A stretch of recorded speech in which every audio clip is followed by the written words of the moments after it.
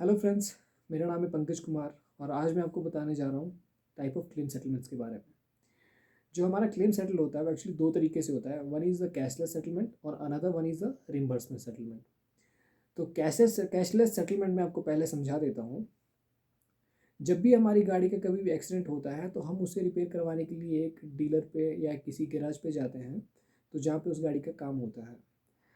अब कैशलेस का मतलब होता है कि अगर हमारी इंश्योरेंस कंपनी का टाई अप डायरेक्टली उस वर्कशॉप के साथ रहता है तो वो सर्वे भी खुद ही अरेंज करवा देते हैं उस वर्कशॉप पे। और सर्वे होने के बाद जो वर्क अप्रूवल एक सर्वे देता है वहाँ पे, उसके अकॉर्डिंगली वो एक काम करते हैं अपनी गाड़ी का। और गाड़ी का काम होने के बाद वो एक बिल सबमिट करते हैं इंश्योरेंस कंपनी को। और इंश्योरेंस कंपनी एक असेसमेंट बनाती है, एक फाइनलाइज रिपोर्ट करती है और वो बताती है कि according to the policy type आपको कितना पैसा इंश्योरेंस कंपनी की तरफ से आएगा।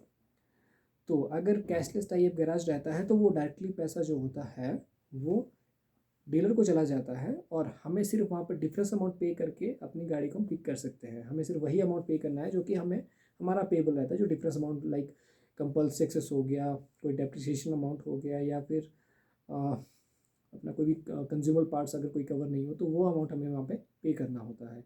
लाइक वॉशिंग चार्जेस हो गए या फिर हमें सैनिटाइजेशन ऑफ व्हीकल हो गया, उस तरह की कुछ पेमेंट्स हमें होती हैं, वो हम डायरेक्टली वर्कशॉप को करके अपनी गाड़ी को पिक कर सकते हैं। और अब दूसरी बात आता है क्लेम रिम्बर्समेंट का। अक्सर आप देखते हैं कि अगर हम कभी भी ऑनलाइन पॉलिसी परचेज करते हैं तो उस इंश्योरेंस कंपनी का टाई अप गैराज के साथ नहीं होता है, तो इन दिस केस भी कोई ज़्यादा झिझक वाली बात नहीं होती है, उसमें भी कोई प्रॉब्लम वाली बात नहीं है। अगर हमारा टाई अप नहीं है उस गैराज के साथ तो उसमें थोड़ा सा हमें इनिशिएटिव लेना होता है क्लेम्स इंटीमेशन के टाइम से लेके क्लेम सेटलमेंट की तरफ से।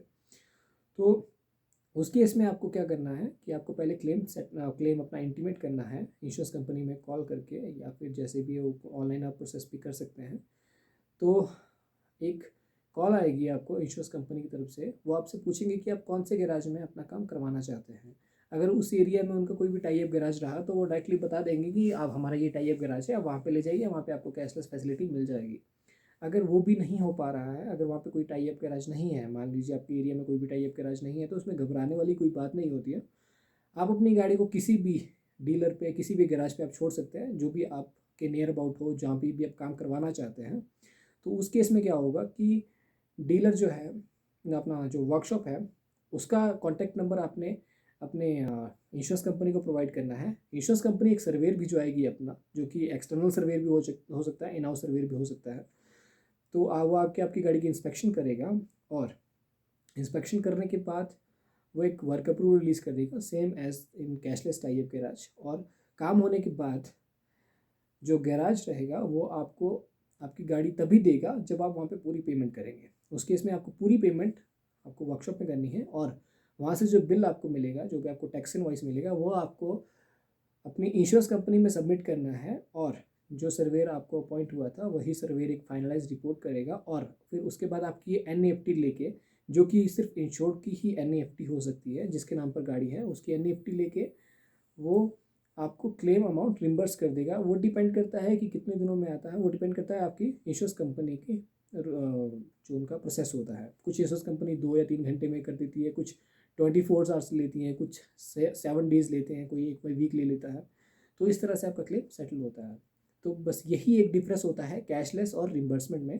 कैशलेस में डायरेक्टली इंश्योरेंस कंपनी वर्कशॉप को पे कर देती है और रिम्बर्समेंट केसेस में इंश्योरेंस कंपनीज इंश्योर्ड को, जो कि उसका मालिक है, जो भी ओनर है गाड़ी का, उसके अकाउंट में वो पैसा ट्रांसफ़र कर देती है।